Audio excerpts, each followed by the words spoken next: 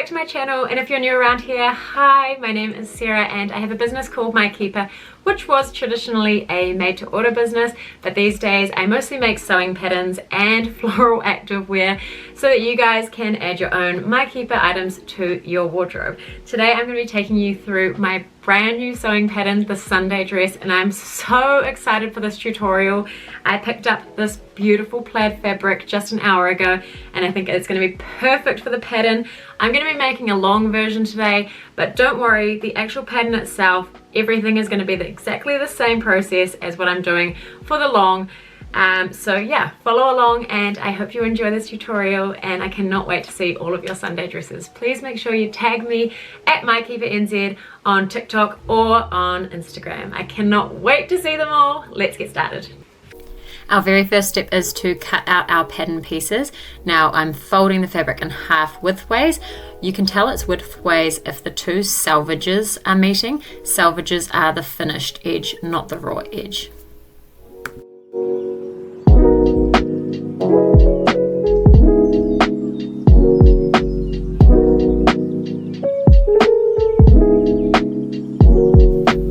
Next up, we're going to make our little loops and our ties. So we're doing that by folding in half and then ironing and then folding again into the center, and the same with the other side. And then we're going to fold it all together to make a small little loop. And then we're going to top stitch that to keep it in place. Next up, we are going to use the markings on our pattern piece to cut the loops, or if you don't have it handy, about 2 inches per loop is perfect.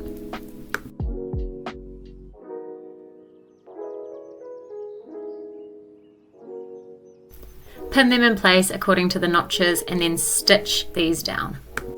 Next up, we're going to be putting our pockets on, so just something to be mindful of is the side panel. One side of it is slightly higher. That is the part that attaches to the front, so that is the side that you're going to be attaching the pocket pieces to. This is something that is a little bit confusing as you're making the dress, so just a little heads up on that.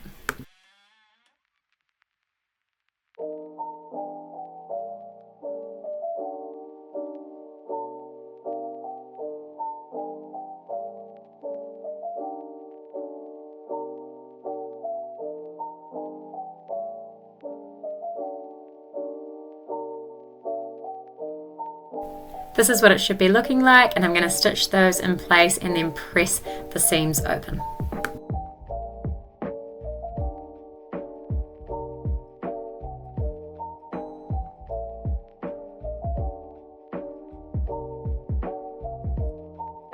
Now it's time to start pinning those panels together. I'm starting off with the panels with the pocket attached, and then I'm just going to work my way around the entire dress.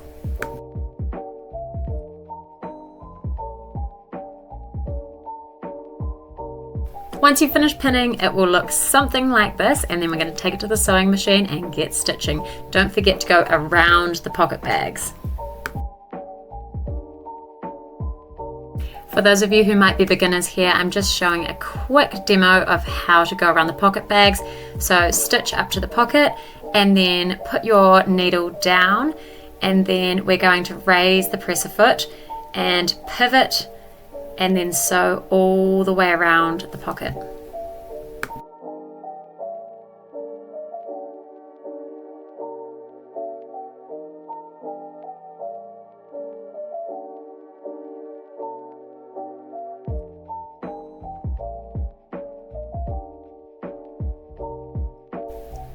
When you come to the other end of the pocket, you do exactly the same thing. So go right to the end and then needle in, press a foot up, pivot, and then sew all the way to the end again.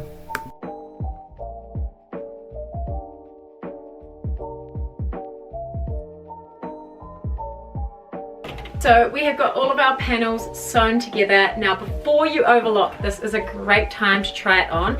I have got mine on inside out, and the reason we try it on before we overlock is because every now and then, depending on your body shape or your bust size, there can be a little bit of gaping in these seams here. It's a super easy fix. All you need to do is try it on, see if there's any excess fabric there, and if there is, just give it a little pinch and then pin where you think it will be the perfect fit.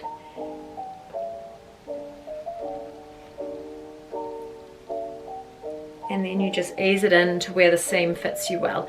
And then you just sort of make a bit of extra seam allowance in that particular part, okay? For me, this actually is fitting me perfectly, so I'm not gonna need to do that, but yeah, definitely try it on before you overlook. Let's keep going. Now it's really important, anytime you finish a seam while you're sewing, to give it a hearty press. It just makes for a really nice finish.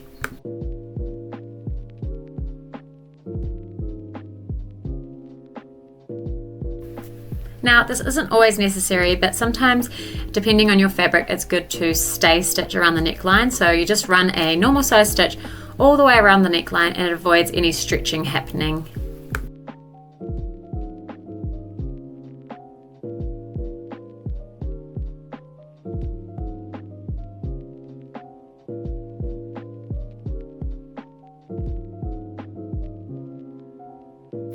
Now to attach the binding, open it up and line up the edge of the binding with the raw edge of your neckline and pin in the little ditch.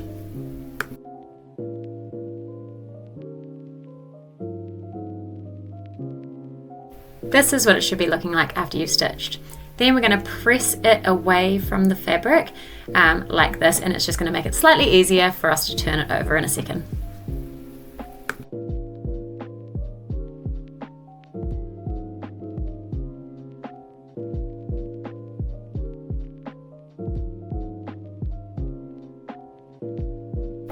Now we're going to flip the binding completely around so that it's no longer visible on the right side of the fabric, and we're going to pin on the edge of the binding and then stitch that in place.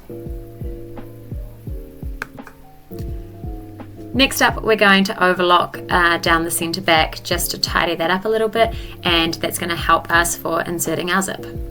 Now what you want to have is the teeth facing away from the center, and you want to line up the little plastic part at the top of the zip in line with the very top of the center back. Pin all the way down, and then we're going to stitch that in place. Make sure that you pop on a zipper foot. So you might be doing an invisible zip. I've just got this zip today, so I've just got a standard zipper foot for mine.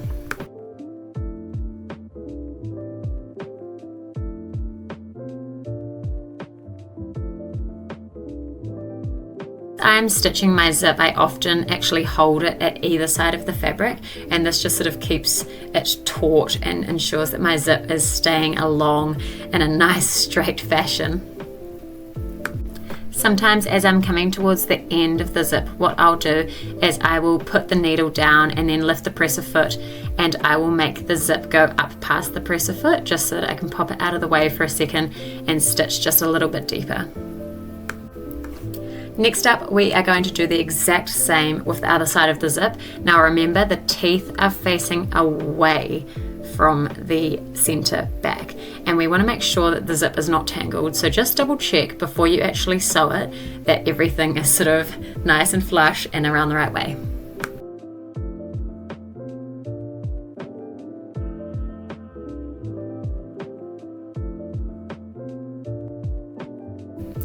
Next up, what we're going to be doing is closing up that seam. So I'm just pinning all the way from the bottom of the zip, and I'm going to sew this on the second guide line to make sure that it's got a nice wide area that I can press the seam open. Then with the top of the zipper, I'm going to fold it back, and then I'm going to tuck it away so that it is completely hidden behind the binding.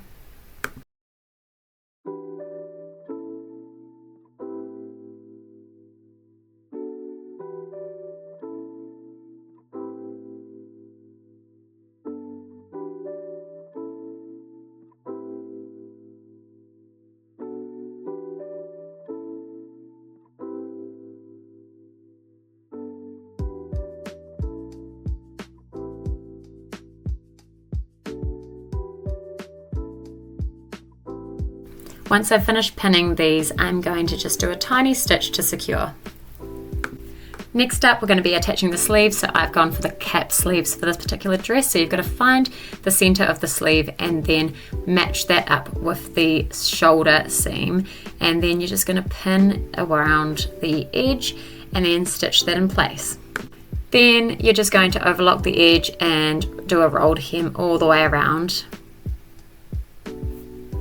Almost finished. I am now going to put the tie through the back, one of my favorite parts of the entire process. And of course I hemmed the dress, and here is the final result. I am absolutely obsessed with it.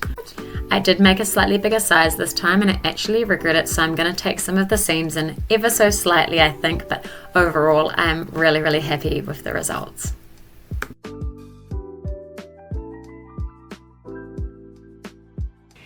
I really hope that this sew along helps some of you guys make a Sundae dress successfully. And if you're somebody who hasn't purchased the pattern but you're interested in buying it, I have got it linked down below. I'm really obsessed with the end result and I think I'm going to get a lot of wear out of this, so that's super exciting. Now my goal this year is to upload significantly more frequently than I ever have before, and so I would love if you supported me in that journey by liking this video, commenting and subscribing to my channel. Thank you so much, and I'll see you guys next time. Bye!